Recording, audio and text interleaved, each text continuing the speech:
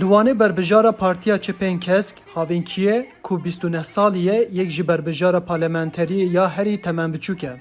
Kiye ku mamosteya wêja zimanê Kurdî ye, dibêje ku ew dê li Meclisa Tirkiye bibe parezvana zimanê Kurdî û dê her wiha bibe dengê ciwan û jinan. Mesela her giring zamanı. Yani jiber ku me Kurdan zamanı xwe imkan nekir. Em dikarin bêjin em Kurdin. û têkoşîna me ji bir dest pê dike. Hem ya şoreşkerî hem ya azadiyê hemû ji bir dest pê dike. Yani têkoşînekê esasen zimanî ye. Loma min jî berê xwe da bêyekê. Min got divê ez êdî ev li Tirkiyeyê bît, li Kurdistanê bît, li Kuderê bît, êdî wek باوکی قانونی بده پاراسته. Kiye got ku hejmarek zêde ciwan ji ber sedemên cur be cur ji bajarê Wanê koçî metropolên Tirkiye dike.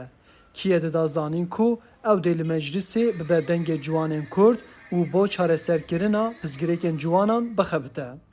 Ewek ciwanekî çima demek ku ez çûm zangeha xwe ez biçim li bajarekê din bixebitim li metropolên Tirkan bixebitim bême kuştin an jî lêdanê bixwam an jî wekî insana wekî mirovan nejîm çima ez welatê xwe nejîm sedema bêjî ew e ku li Kurdistanê ew derfetên kar û xebatan nîne ku ciwan bikarin de bixebitin loma ez dixwazim vê bêjim yani em ê wanê li ser navê ciwanan li ser navê jinan bikin derekê wisa ku neçar nemînin ku berê xwe bidin metropolên Tirkan neçar nemînin ku ji welatê xwe biterikînin û carekê din ve negerin. Luwanê di hilbijartinên 2018 da Partiya Demokratîkan Gelan HDP bi 59 ji sedî deng wergirtibû û 5 parlamenter şandibû meclisê. Partiya Dad û Pêşvebirinê AKP jî sû yek ji sedî deng wergirtibû û 3 parlamenter destxistibû. HDP dibin navê Partiya Çepên Kesk dikeve hilbijartinê û dengdarên wê îdia dikin ku ew dê di vê hilbijartinên da 8 parlamentera dest bixin û bişin Meclisa Tirkiye. Eva seçimay bibe saleke hoş, saleke aşitiye, saleke biberatiyê em îdî negirî, tu kes negirî, tu kes negirî. Em erêt xwazir. Şêrşêre çi jine çi mêre jin gerekî isabe.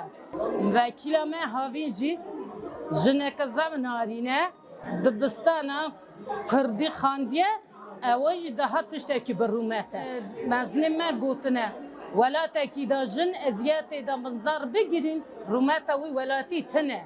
Parlamenterê me gerekî ji jine ji zarakî zev biparêzin. Kiye hêvî dike ku ew bi hejmarek zêde parlamenteran biçin meclisê û têkoşîna ji bo zimanê Kurdî û gelê Kurd bawayeke xurt pêk bînin. Ji aliyê din ve Partiya Komariya Gel CHP jî îdia dike ku ew piştî dehan salan ji Wanê herîkên parlamenterekî dest bixe. AKP jî hewil dide bi siyasetmevanên xwe yên bi tecrübe dengê xwe biparêze û hejmara parlamenterên xwe zêde bike. Arif Aslan, Dengê Amerîka.